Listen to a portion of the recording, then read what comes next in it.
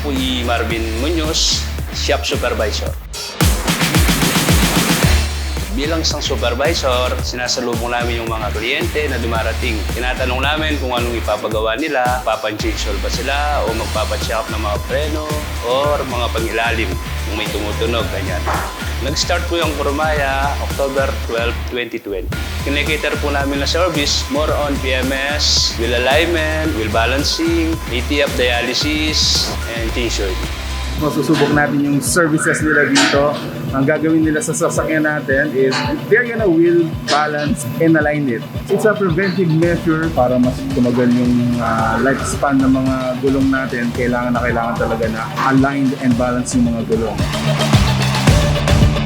Ganito po yung process namin. Pagdating ng customer, tatanong namin kung anong papagawa, tapos i-apply namin sa tablet yung JO, kung anong mga nagawa na niya, kung may record na siya, tapos kung ano lahat ang papagawa ng customer. Dito namin i-apply sa tablet. Computerized na po lahat. Through internet, email, pwede namin email sa kanya kung ano yung gagawin sa sakyan niya. Pwede rin siya magbayad through GCash. Okay. Ito po yung gagawin natin, sir. I-align natin siya. Ilalagay po natin yung edge ng aligner. Yung pinaka-monitor niya. Camera, ganyan. Para... So, sir, ano din, no? Automated na rin, tsaka electronic. Opo, electronic na po ito. Ang mga feedback ng mga client namin, quality service, tsaka yung mga entertain, pagdating sa mga customer, complete check-up, malasakit. Yan po ang unang-una. Kahit hindi nila pinapacheck, tinitingnan namin para naman sa kanila yun, sa safety nila. Lahat, complete check-up. According to the assessment ng machine natin, so hindi nga naka-align or hindi naka-balance yung tire natin. So we have to do some adjustments. Again, ginagawa natin to para mas matagal yung buhay ng mga gulong natin. So kayo guys, kung napapansin nyo na mabilis mapudpud yung gulong ninyo ng mga sasakyan ninyo, pa-align natin yung mga sasakyan natin dito sa Kurumaya. Tulong-tulong sa lahat ng gawain. Walang makwenta, ganyan. Lahat tumatayo pag may trabaho, tulong-tulong talaga. This is the workshop area. Sa estimate ko, it can accommodate around 15 to 20 vehicles at a certain time. So it's really huge.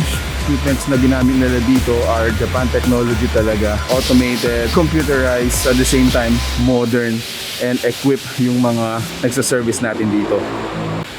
So, staying at the lounge, dito po pinapractice nila yung safety protocol natin. Of course, at the very start, pagpasok po ng client dito, we'll have a foot bath, disinfect yung kamay, they'll have a temperature reading, at the same time, meron tayong contact tracing. You'll notice dito sa lounge nila, it's socially distanced yung mga upuan, and at the same time, they make sure yung capacity ng room natin ay hindi lumalampas sa prescribed ng LGU.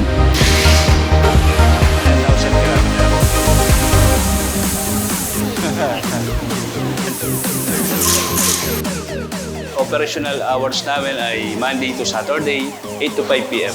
Located po tayo sa malapit sa LTO, sa Santo Domingo, papasok ng Villangela.